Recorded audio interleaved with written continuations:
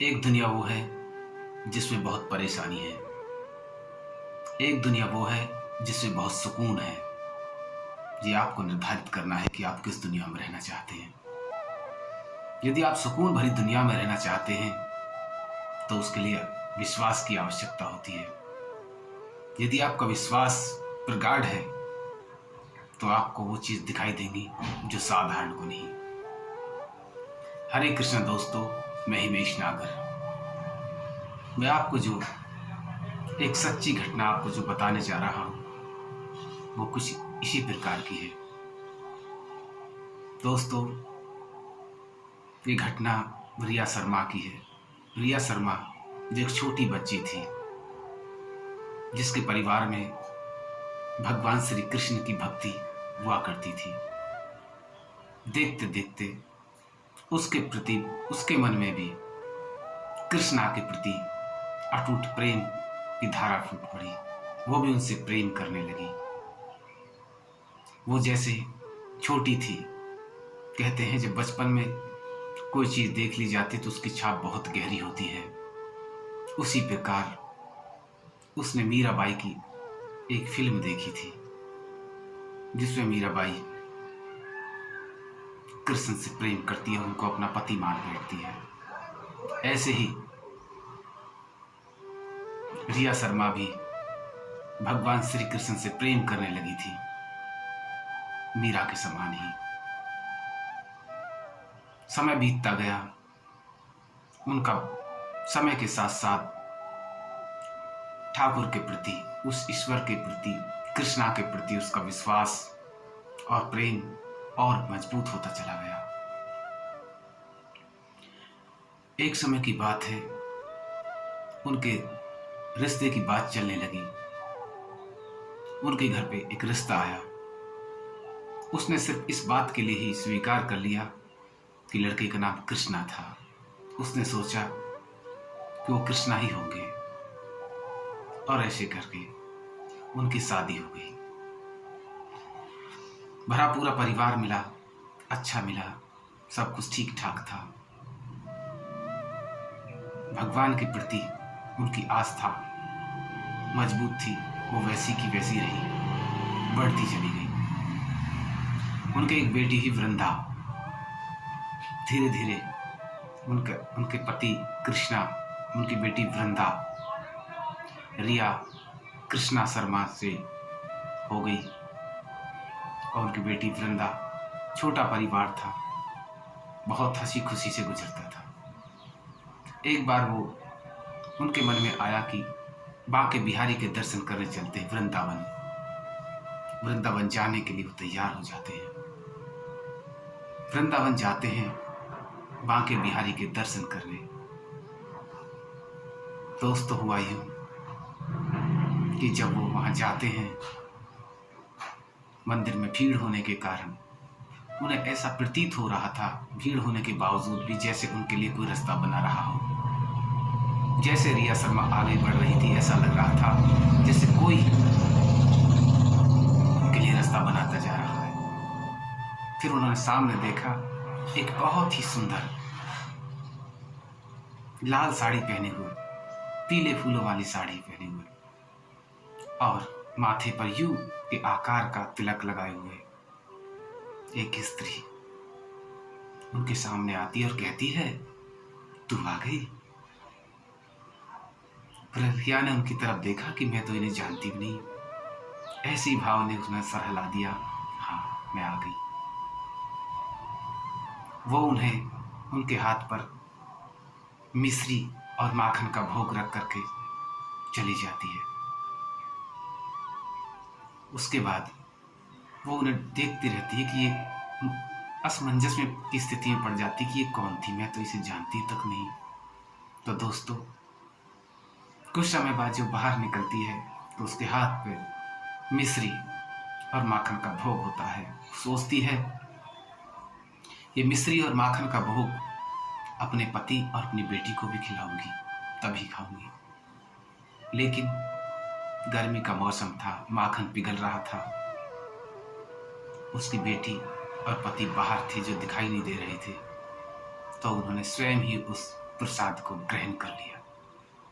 जैसे ही ग्रहण किया तो उनके शरीर में एक कंपन सा होता है, एक अद्भुत कंपन होता है जिसे वो देखती रह जाती है कि ये क्या हुआ। भाव विभोर सी हो जाती है कि ये क्या हुआ।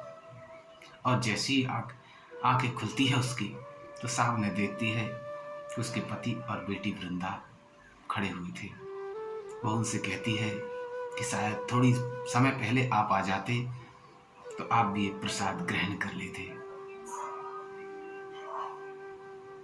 अब वो जैसे ही बाहर जाती है, होटल में रुकते हैं, वहाँ अपने रिश्तेदारों को बताते हैं, अपने पति को बताती है कि कोई ऐसे घटना हुई थी। एक नई नवेली आई थी, साड़ी पहने हुए, पीले फूलों की थी, और पता नहीं कहाँ चली गई मुझे प्रसाद दे करके। अब ये सुनने के बावजूद तभी से उसके मन में भाव विभोर हो रही थी, और सब उन्होंने बताया कि शायद हो सकता है राधा रानी। उन्होंने कहा नहीं, ऐसा तो नहीं लगता, क्योंकि यू के आकार का तिलक था, वो कोई और ही थे।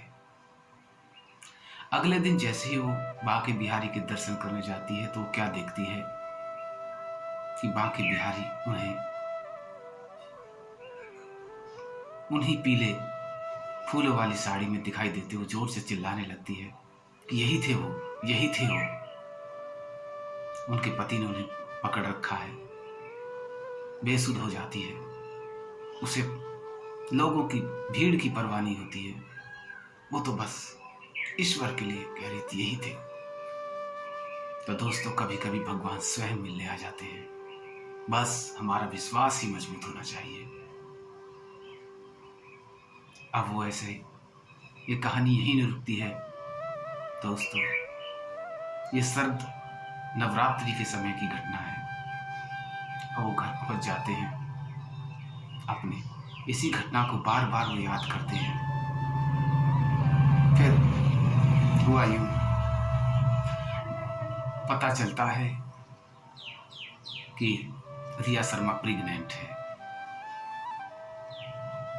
उन्हें बड़ा आश्चर्य हुआ, क्योंकि जब वृंदा हुई थी तब डॉक्टर ने मना कर दिया था कि बच्चा मुश्किल होगा, आगे की प्लानिंग ना करें। और वैसे भी कृष्णा और रिया ने आश्चर्य में पड़ गए कि ऐसा कैसे हो सकता है, हमने ऐसा कोई कार्य किया नहीं, फिर ये रिया प्रेग्नेंट कैसे हो गई। वो डॉक्टर के पास जाते हैं, डॉक्टर से पूछते हैं कि डॉक्टर, आप समय तो बता सकते हैं कि ये कब प्रेग्नेंट हुई। डॉक्टर उन्हें बताते, हाँ 2-4 दिन के आगे पीछे हो सकता है, लेकिन मैं बता सकता हूँ। डॉक्टर उन्हें बताते हैं कि ये शरद नवरात्रों के समय 21, 20, 23, 24 तारीख तक के बीच का उनका जो ये प्रेग्नेंट का टाइम है। तो उन्होंने याद किया कि उस समय तो हम बांके बिहारी के दर्शन करने गए हुए थे, व्रत था हमारा, और हमने ऐसा कोई कार्य किया भी नहीं। तब उन्हें याद आता है कि उस दिन जो माखन मिश्री का भोग स्वयं भगवान कृष्ण देकर गए थे, ये उन्हीं का चमत्कार है। उन्होंने ही चमत्कार कर दिया। लोग कहने लगे, भैया तुम्हारे दूसरी भी लड़की ही होगी। एक बार उन्होंने अपने घर पे भागवत का पाठ किया। जब वो भागवत का पाठ कर रही तो उस भागवत के प्रत्येक पेज पर उसे एक संदेश सा मिल रहा था कि मैं आऊँगा, मैं आऊँगा, तुम चिंता मत करो, तुम उससे प्रेम करती हो ना, मैं आऊँगा। ऐसा ही उन्हें संदेश मिल रहा था। लोग कह रहे थे, रिया लड़की का नाम ढूंढ ले, कोई अच्छा सा भागवत में बहुत सारे नाम होते हैं। रिया को तो बस एक ही नाम दिख रहा था, वासुदेवा, वासुदेवा, वासुदेवा। कुछ समय बीतता है दोस्तों, वो एक लड़के को जन्म देती है और नाम रखा जाता वासुदेवा। दोस्तों, अगर हमारा विश्वास मजबूत है, हमारा विश्वास प्रगाढ़ है, तो हम उस दुनिया में होते हैं जिस दुनिया में साधारण लोग नहीं होते। जब हमारा विश्वास अटूट होता है, प्रगाढ़ होता है, तो भगवान स्वयं हमारे आसपास होते हैं। वो हमेशा हम पर हर पल नजर रखते हैं। बस जरूरत है तो बस अपने विश्वास को मजबूत करने की। इसलिए दोस्तों, अपने विश्वास को मजबूत करो, उन पर विश्वास करो, वो हर पल आपके साथ है। हरे कृष्ण दोस्तों।